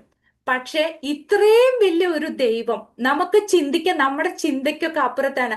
അതാണ് ദൈവത്തിന്റെ ബഹുവിധമായ ജ്ഞാനത്തിൽ നിന്ന് കർത്താവ് കാര്യങ്ങൾ ചെയ്യുന്നത്.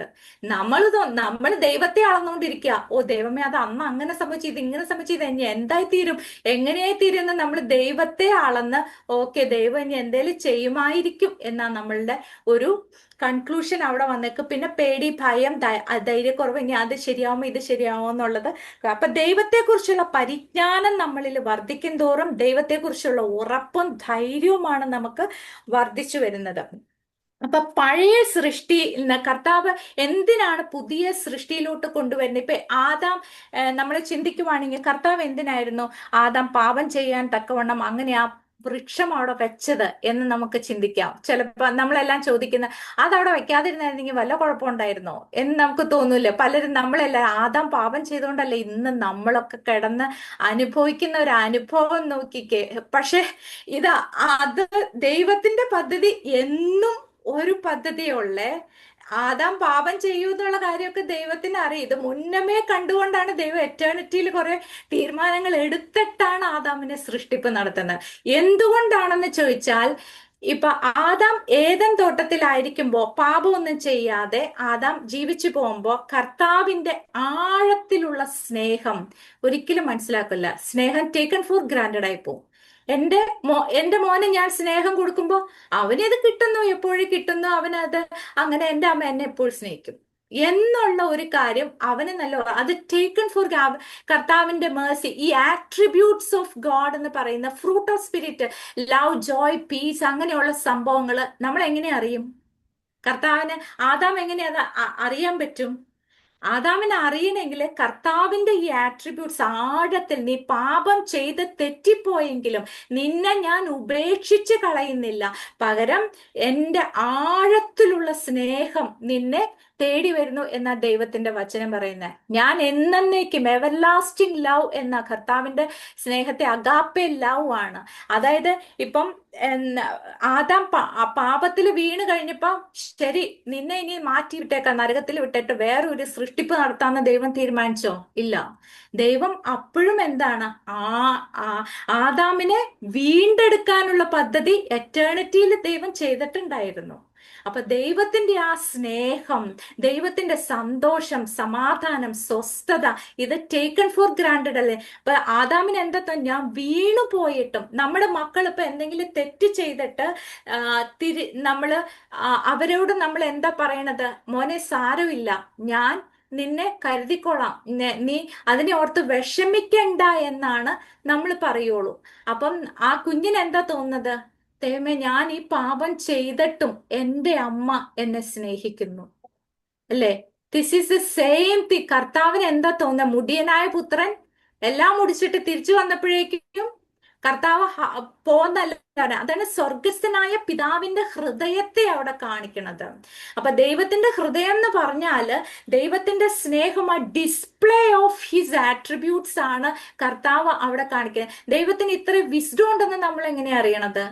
നമ്മൾ ഈ വചനം വായിച്ചപ്പോഴല്ലേ അറിയണം ദൈവത്തിന്റെ ഇത്ര വിസ്ഡം ഉണ്ടെന്ന് നമ്മൾ അറിയുന്നത് അല്ലേ? അപ്പൊ ദൈവത്തിന്റെ ജ്ഞാനം, പരിജ്ഞാനം, വിവേകം, സ്നേഹം, ഇതെല്ലാം ദൈവത്തിന് പ്രദർശിപ്പിക്കാൻ തക്കവണ്ണം എറ്റേണിറ്റിയിൽ ദൈവം എടുത്ത ഒരു പദ്ധതിയുടെ ഭാഗമായിട്ടാണ് ഇതെല്ലാം സംഭവിച്ചത്.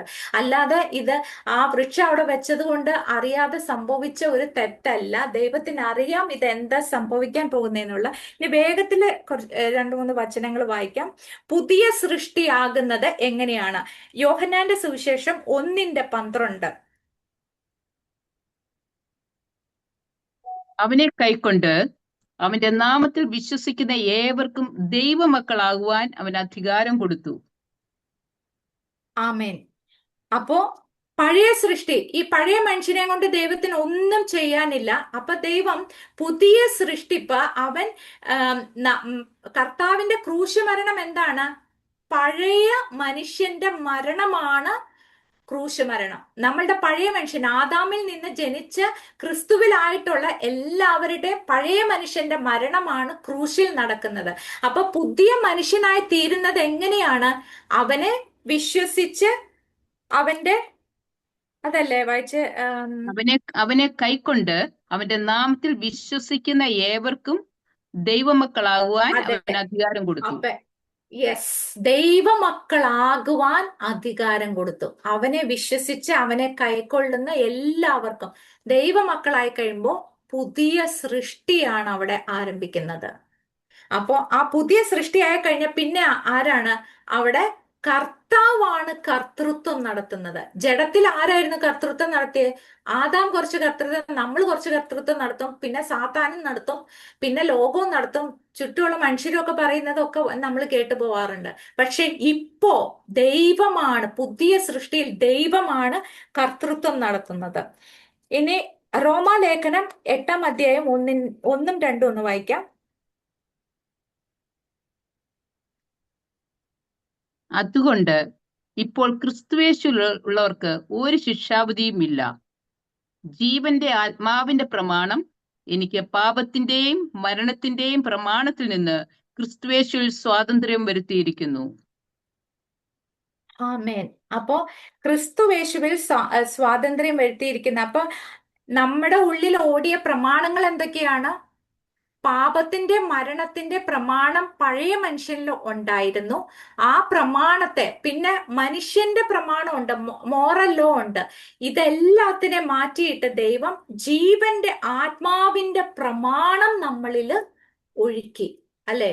അങ്ങനെയാണ് ഈ പഴയ മനുഷ്യനിലാണ് നമ്മൾ ഇരിക്കുന്നതെങ്കിലും ജീവന്റെ ആത്മാവിന്റെ പ്രമാണത്താല് നമ്മള് പാപത്തിന്റെ മരണത്തിന്റെ പ്രമാണത്തെ ജയിക്കുവാണ്.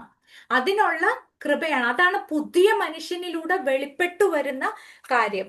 അപ്പൊ പുതിയ മനുഷ്യനിൽ എന്തെല്ലാം ഉണ്ടെന്ന് വെച്ചാൽ പുത്രത്വമുണ്ട്, വീണ്ടെടുപ്പുണ്ട്, നീതിയുണ്ട്. അതെല്ലാം ഞാൻ വേഗം വായിച്ചു പോവാണ്.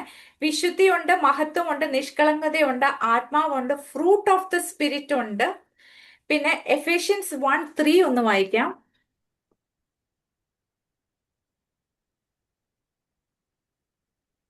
സ്വർഗത്തിലെ സകല ആത്മിക അനുഗ്രഹത്താലും നമ്മെ ക്രിസ്തുവിൽ അനുഗ്രഹിച്ചിരിക്കുന്ന നമ്മുടെ കർത്താവായ യേശു ക്രിസ്തുവിന്റെ ദൈവവും പിതാവുമായവൻ വാഴ്ത്തപ്പെട്ടവൻ.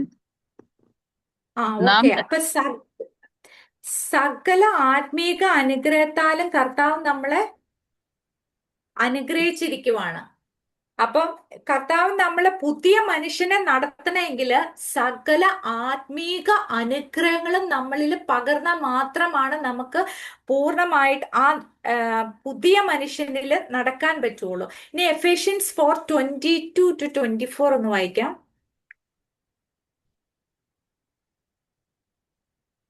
മുമ്പിലത്തെ നടപ്പ് സംബന്ധിച്ച് ചതിമോഹങ്ങളാൽ വഷളായി പോകുന്ന പഴയ മനുഷ്യനെ ഉപേക്ഷിച്ച് നിങ്ങളുടെ ഉള്ളിലെ ആത്മാവ് സംബന്ധമായി പുതുക്കം പ്രാപിച്ച് സത്യത്തിന്റെ ഫലമായ നീതിയിലും വിശുദ്ധിയിലും ദൈവാനുരൂപമായി സൃഷ്ടിക്കപ്പെട്ട പുതു മനുഷ്യനെ ധരിച്ചുകൊള്ളുകയും.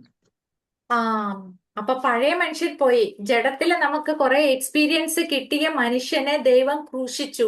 ആ മനുഷ്യനെ അല്ല ഇനി ദൈവത്തിന് ആവശ്യം, പുതു മനുഷ്യനെയാണ്. പുതു മനുഷ്യനെ ദൈവം അത് ക്രിസ്തുവിന് അനുരൂപമായി സൃഷ്ടിക്കപ്പെട്ട പുതു മനുഷ്യനാണ്.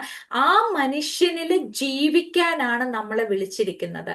അതിന് ആ പുതിയ സൃഷ്ടിയെ ജീവിക്കാനാണ് നമ്മളെ ദൈവം വിളിച്ചിരിക്കുന്നത്. കൊലോഷ്യൻസ് 1:13 വായിക്കാം.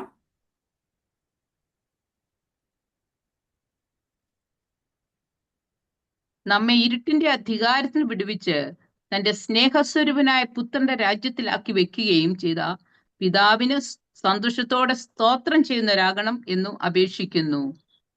ആമേൻ. അപ്പൊ കൊലോഷ്യൻസ് പ്രകാരം ഇരുട്ടിന്റെ അധികാരത്തിൽ നിന്ന് നമ്മളെ പൂർണ്ണമായി കർത്താവ് വിടുവിച്ചിരിക്കുവാണ്.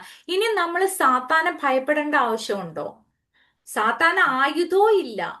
സാത്താന ആയുധം അത് കൊലോഷ്യൻസ് 2:14-15 ഒന്ന് വായിക്കാം.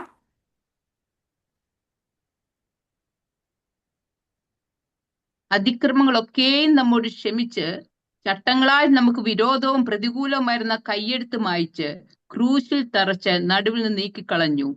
വാഴ്ചകളെയും അധികാരങ്ങളെയും ആയുധവർഗം വെപ്പിച്ച് ക്രൂശിൽ അവരുടെ മേൽ ജയോത്സവം കൊണ്ടാടി അവരെ പരസ്യമായി കാഴ്ചയാക്കി. ഓക്കെ. അപ്പൊ ആയുധം ഇല്ലാതെ ഒരു സംഭവം നടക്കണത് സാത്താൻ. ആയുധമില്ലാത്ത ഒരു ശത്രുവാണ് സാത്താൻ. മാത്രമല്ല, നമുക്കെതിരായി ദുഷ്ടൻ എഴുതി വെച്ച കയ്യെഴുത്തുകള്, അതായത് ലംഘനം, പാപം, അതിക്രമം, നമ്മുടെ ജഡത്തിലായിരുന്നപ്പോ നമ്മൾ ചെയ്തു കൂട്ടിയത് എല്ലാം കർത്താവ് ക്രൂശിൽ അത് മായ്ച്ചു കളഞ്ഞു. ഇനി അതിന് നമ്മുടെ മേല് ഒരു അധികാരവുമില്ല. പഴയ പാപങ്ങള് അല്ലെങ്കിൽ ലംഘനങ്ങള്, അതിക്രമങ്ങൾ, ഓ ഞാനത് ചെയ്തല്ലോ, ഇനി ദൈവം എന്നോട് ക്ഷമിക്കോ, അങ്ങനെയില്ല. അതെല്ലാം കർത്താവ് ക്രൂശിൽ വിശ്വസിക്കുന്ന ഒരാള് പുതിയ സൃഷ്ടിയായി കഴിഞ്ഞാല് പഴയതെല്ലാം കഴിഞ്ഞു പോയിരിക്കുന്നു. പഴയത് ദൈവം കണക്കിടുന്നില്ല. ആ ജഡത്തിൽ നിന്ന് വന്നതെല്ലാം, അത് പാപമായിരിക്കാം, ലംഘനമായിരിക്കാം, അതിക്രമമായിരിക്കാം, എന്തു തന്നെയാണെങ്കിലും അതൊന്നും ദൈവം കണക്കിടുന്നില്ല. അത് മാത്രമല്ല, ദുഷ്ടൻ ഇനി ഒന്നും നമ്മുടെ മേലെ, നീ അന്ന് പഴയ അങ്ങനെ ചെയ്തില്ലേ, നിന്റെ കാര്യം ഇത് ശരിയാവാതിരുന്നില്ലേ, പലതും പഴയ മനുഷ്യനിലൂടെ ദുഷ്ടൻ നമ്മളോട് പറയും, നിന്റെ കാര്യം ശരിയാവാതിരുന്നത് അത് അതുകൊണ്ടാണ്, ഇതുകൊണ്ടാണെന്ന് പറയുമ്പോൾ നമ്മൾ ആദ്യമേ ഓർക്കേണ്ട ഒരു കാര്യമാണ്, എല്ലാം എനിക്കെതിരായി എഴുതി വെച്ച സകല കയ്യെഴുത്തുകളും കർത്താവ് ക്രൂശിൽ മായ്ച്ചു കളഞ്ഞു. ഇതാണ് സത്യം. ഈ സത്യം നമുക്ക് എത്രമാത്രം വെളിപ്പാടായി ജീവനായി മാറുന്നോ നമ്മൾ വിടുവിക്കപ്പെട്ടു. ഇത് വെളിപ്പാടായി ജീവനായി മാറാത്തിടത്തോളം കാലം നമ്മൾ അടിമയായിട്ടിരിക്കും പഴയ മനുഷ്യന്റെ. ഓ അന്ന് എന്റെ ജീവിതത്തിൽ അങ്ങനെ സംഭവിച്ചു, അതുകൊണ്ടാണ് എനിക്കിപ്പോ ഇങ്ങനെ. പഴയതെല്ലാം കഴിഞ്ഞു പോയി. ജഡത്തിൽ സംഭവിച്ച സകലതും കർത്താവ് ക്രൂശിൽ മായ്ച്ചു കളഞ്ഞു. നമുക്കെതിരായി ദുഷ്ടൻ ഓരോ സമയത്തും നമ്മൾ പാപത്തിൽ വീഴുമ്പോ എഴുതി വെച്ചിരിക്കുക. പക്ഷെ നമ്മള് അത് ഏറ്റുപറഞ്ഞ് ഉപേക്ഷിക്കുമ്പോൾ തന്നെ കർത്താവ് എന്താ അതെല്ലാം മായ്ച്ചു കളഞ്ഞു. എന്നേക്ക് അത് നമ്മള് ശക്തി പ്രാപിക്കുവാണ്, വീണ്ടും നിരപ്പ് പ്രാപിച്ചു പോവുകയാണ്. അപ്പൊ നമ്മൾ പഴയതിനെ ഓർത്തിട്ട് ഇനി നമ്മൾ കുറ്റബോധത്തിൽ ജീവിക്കേണ്ട ആൾക്കാരല്ല. അപ്പൊ ഇതിന്റെ ഒരു ശക്തി നമ്മൾ മനസ്സിലാക്കണം.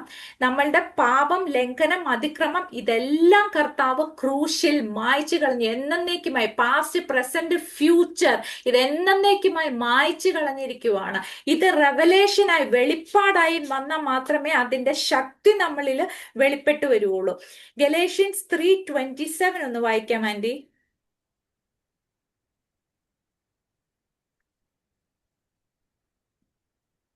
ക്രിസ്തുവിനോടുകൂടെ ചേരുവാൻ സ്നാനമേറ്റിരിക്കുന്ന നിങ്ങൾ എല്ലാവരും ക്രിസ്തുവിനെ ധരിച്ചിരിക്കുന്നു.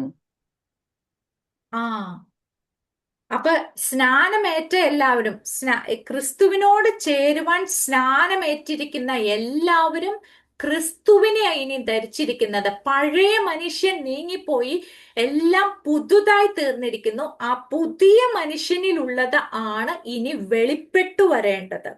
അപ്പൊ നമ്മൾ എന്തിനാ ഇത് വായിക്കണ വെച്ചാൽ, പുതിയ സൃഷ്ടിയിൽ എന്തെല്ലാം നൽകപ്പെട്ടിട്ടുണ്ട്.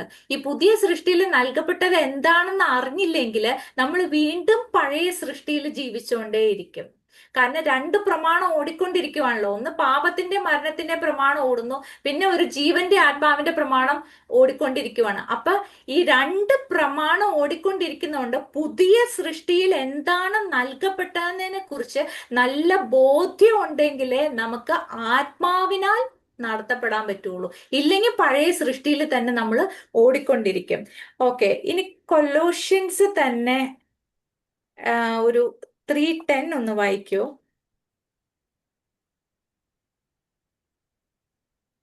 തന്നെ സൃഷ്ടിച്ചവന്റെ പ്രതിമ പ്രകാരം പരിജ്ഞാനത്തിനായി പുതുക്കം പ്രാപിക്കുന്ന പുതു മനുഷ്യനെ ധരിച്ചിരിക്കുന്നുവല്ലോ. ആണോ? നമ്മൾ പുതുമനുഷ്യനെയാണോ ധരിച്ചിരിക്കുന്നത്? നമ്മൾ ഈ ജഡത്തിൽ നടക്കുമ്പോൾ, ജഡത്തിൽ നടക്കാൻ സാഹചര്യങ്ങൾ വരുമ്പോഴാണ് നമ്മളുടെ ജഡം പൊങ്ങി വരുന്നത്. ഓ ഇത് ശരിയാവുന്നില്ല, അത് ശരിയാവുന്നില്ല എന്ന് അപ്പോഴാണ് ജഡം പൊങ്ങി വരുന്നത്. അപ്പൊ നമുക്ക് മനസ്സിലാവണം, എന്റെ പഴയ മനുഷ്യൻ ഇനിയും മരിച്ചിട്ടില്ലേ. നമ്മൾ പഴയ മനുഷ്യൻ മരിച്ചു എന്ന് അക്നോളജ് ചെയ്ത് മാത്രമാണ് പുതിയ മനുഷ്യനിലുള്ളത് വെളിപ്പെട്ട് വരുള്ളൂ. അത് പഴയ മനുഷ്യനിൽ അക്നോളജ് ചെയ്യാൻ വേണ്ടിയിട്ടാണ് ഈ വചനങ്ങളെല്ലാം വായിച്ചത്. പഴയ മനുഷ്യൻ മരിച്ചു, പഴയതെല്ലാം കഴിഞ്ഞു പോയി, ഇനി പുതു മനുഷ്യനിലുള്ളത് മാത്രം നമ്മളിൽ വെളിപ്പെട്ടു വരേണ്ടതിനാണ് നമ്മളുടെ പ്രാർത്ഥന, നമ്മളുടെ ഉപവാസം. ആ പുതിയ മനുഷ്യനിൽ നടക്കാത്തിടത്തോളം കാലം നമുക്ക് ദൈവത്തെ അനുഭവിക്കുവാൻ ആ ഒരു ഇന്റിമേറ്റ് റിലേഷൻഷിപ്പ് ഒരിക്കലും നമുക്ക് സാധ്യമല്ല. അപ്പൊ പുതിയ മനുഷ്യനിൽ നടക്കുവാൻ തടസ്സമായിട്ടുള്ളത് എന്താണ്? തടസ്സമായിട്ട് പലതുണ്ട്. ജഡമുണ്ട്, ലോകമുണ്ട്, പിശാചുണ്ട്. മൂന്ന് നമുക്ക് തടസ്സമാണെങ്കിൽ പോലും നമുക്ക് പുതിയ മനുഷ്യനിൽ ദൈവം നൽകിയിരിക്കുന്ന കാര്യങ്ങളെ കുറിച്ച് ബോധ്യം വരുമ്പോഴാണ് നമ്മൾക്ക് ആത്മാവിനാൽ നടത്തപ്പെടാൻ. സാഹചര്യം അന്നേരം അവിടെ കൺട്രോൾ ചെയ്യില്ല. സാഹചര്യം അവിടെ കൺട്രോൾ ചെയ്യാൻ പറ്റില്ല. കാരണം ആത്മാവിൽ നടത്തപ്പെടുന്ന ഒരു മനുഷ്യൻ സാഹചര്യത്തിലല്ല കാണുന്നത്, വിശ്വാസത്താലാണ് നടത്തപ്പെടുന്നത്, കാഴ്ചയാലല്ല നടത്തപ്പെടുന്നത്. അപ്പൊ നമുക്ക് ആ ഒരു ഉറപ്പും ധൈര്യവും നമ്മളുടെ രക്ഷയെക്കുറിച്ചും വീണ്ടും ജനനത്തെക്കുറിച്ചും പുതിയ സൃഷ്ടിയെക്കുറിച്ചും നമുക്ക് ഇല്ല എങ്കിൽ നമ്മൾ വീണ്ടും പഴയ മനുഷ്യനില് പഴയ തുരുത്തിയുമായിട്ട് നമ്മൾ നടക്കേണ്ടി വരും. നമ്മൾ പഴയ തുരുത്തിയിൽ നടക്കാൻ പുതിയ തുരുത്തിയിൽ പകർന്നിരിക്കുന്ന പുതുവീഞ്ഞിനാൽ നമ്മൾ നടത്തപ്പെടാനാണ് നമ്മളെ വിളിച്ചിരിക്കുന്നത്. ഇതാണ് പൗലോസ് പിന്നെ ഗലേഷ്യൻസിലാ പറയുന്നതെന്ന്, ക്രിസ്തു നിങ്ങളിൽ ഉരുവാകുവോളം ഞാൻ പ്രസവവേദന അനുഭവിച്ചുകൊണ്ടിരിക്കുവാണ്. അപ്പൊ ക്രിസ്തു നിങ്ങളിൽ ഉരുവാകുവോളം പ്രസവവേദന. ക്രിസ്തു നമ്മളിൽ ഇപ്പൊ വീണ്ടും ജനിച്ചവരെല്ലാം ക്രിസ്തുവിലായി, പക്ഷെ ക്രിസ്തുവിനാൽ നടത്തപ്പെടുന്ന ഒരു ജീവിതത്തെ കുറിച്ചാണ് പൗലോസ് അവിടെ പറയണത്. കാരണം അവർക്ക് വീണ്ടും തെറ്റിപ്പോയിക്കൊണ്ടിരിക്കുക. ഞാൻ പറഞ്ഞ നീതിയുടെ വചനത്തിൽ പരിചയമില്ലാത്തവര് പാല് കുടിച്ചുകൊണ്ടിരിക്കുക, അവര് തെറ്റിപ്പോകും. പിന്നെ എപ്പോഴും തെറ്റിപ്പോകാൻ സാധ്യത. പക്ഷെ ആ അഭ്യസനം തികഞ്ഞവര്, ക്രിസ്തുവിനെ കുറിച്ചുള്ള പരിജ്ഞാനം നമ്മളിൽ വർദ്ധിച്ചു വരുമ്പോഴാണ് നമ്മൾക്ക് ആ പുതിയ മനുഷ്യൻ ശരിക്കും പുതിയ മനുഷ്യനെ എൻജോയ് ചെയ്യുവാൻ, അല്ലെങ്കിൽ പുതിയ മനുഷ്യനിൽ പകർന്നിരിക്കുന്ന സകലത്തും നമുക്ക് എൻജോയ് ചെയ്യാൻ പറ്റുള്ളൂ. ദൈവം അതിനാണ് നമ്മൾ ഈ ഭൂമിയിലായിരിക്കുമ്പോൾ തന്നെ ദൈവത്തിന്റെ ആ ഒരു ഭയങ്കര സാന്നിധ്യം നമ്മൾ അനുഭവിക്കാനാണ് ദൈവം നമ്മളെ വിളിച്ചിരിക്കുന്നത്. അപ്പൊ അതിന് പുതിയ സൃഷ്ടിയാക്കി വെച്ചിരിക്കുവാണ് നമ്മളെ. ഈ പുതിയ സൃഷ്ടിയിലൂടെയാണ് ദൈവത്തിന്റെ സകല പദ്ധതികളും ദൈവം ഈ ഭൂമിയിൽ നമ്മളിലൂടെ നടത്തിയെടുക്കുന്നത്. അപ്പൊ പുതിയ സൃഷ്ടിയിലല്ല നടക്കുന്നതെങ്കിൽ നമ്മൾ പറയും, എനിക്ക് വാഗ്ദത്തം കേട്ടിട്ട് ഇതുവരെ അതെനിക്ക് ലഭിച്ചിട്ടില്ല. എത്ര നാളുകളായെന്നറിയോ? 15-20 വർഷമായിട്ട് ഞാനിങ്ങനെ ഈ ഇരിപ്പിരിക്കുക, പക്ഷെ വാഗ്ദത്തങ്ങളൊന്നും പ്രാപിക്കാൻ കഴിഞ്ഞിട്ടില്ല. പിന്നെ അപ്പൊ പുതിയ സൃഷ്ടിയിൽ നടന്നില്ലെങ്കിൽ അത് നടക്കൂല. പുതിയ സൃഷ്ടി, കർത്താവ് പഴയത് കഴിഞ്ഞു പോയി. അപ്പൊ കേട്ട വാഗ്ദത്തം നമുക്ക് പ്രാപിക്കണമെങ്കിൽ പുതിയ സൃഷ്ടിയിൽ പകർന്നിരിക്കുന്ന ആ പുതുവീഞ്ഞ് നമുക്ക് അധികം വർദ്ധിച്ചു വരുന്ന ഒരു അഭിഷേകം മുഖത്തെ തകർത്ത് കളയും. അങ്ങനെ നമ്മൾ വിടുവിക്കപ്പെടുന്നത്. നമ്മൾ വേറെ ആരെങ്കിലും കൈവയ്ക്കാൻ പോയാൽ നിൽക്കുന്നത്, ദൈവമേ ഇയാൾ കൈവച്ചിട്ട് എനിക്ക് ഒന്ന് വിടുതൽ സംഭവിച്ചാൽ മതി. അതൊക്കെ ആദ്യം ദൈവം ചെയ്യും രക്ഷിക്കപ്പെടുന്നത്. പിന്നീട് കർത്താവ് അത് ഉത്സാഹിപ്പിക്കില്ല. കാരണം ഓരോരുത്തരുടെ ഉള്ളിലും ദൈവം വസിക്കുന്നത് കൊണ്ട് അവനവൻ പ്രാപിച്ച അഭിഷേകത്താൽ മുഖം തകർന്നു പോകണം. അതാണ് ദൈവം ആഗ്രഹിക്കുന്നത്. അതിനുവേണ്ടി നമ്മൾ ഉപവസിക്കുകയും പ്രാർത്ഥിക്കുകയും ചെയ്യണം. ഉപവാസത്താലും പ്രാർത്ഥനയാലും അല്ലാതെ ഈ ജാതി ഒഴിഞ്ഞു പോകുകയില്ല. അപ്പോ നമുക്ക് ഈ ഉപവാസം അങ്ങനെ ദൈവത്തിന്റെ ആത്യന്തിക അഭിഷേകവും സാന്നിധ്യവും പകരാൻ തക്കവണ്ണം നമ്മളെ ഈ ഉപവാസ പ്രാർത്ഥന സഹായിക്കട്ടെ. വചനം എല്ലാവരിലും ക്രിയ ചെയ്യട്ടെ. വചനം ജീവനായി വെളിപ്പെടേണ്ടതിനായിട്ട് പ്രാർത്ഥിക്കുന്നു. God bless.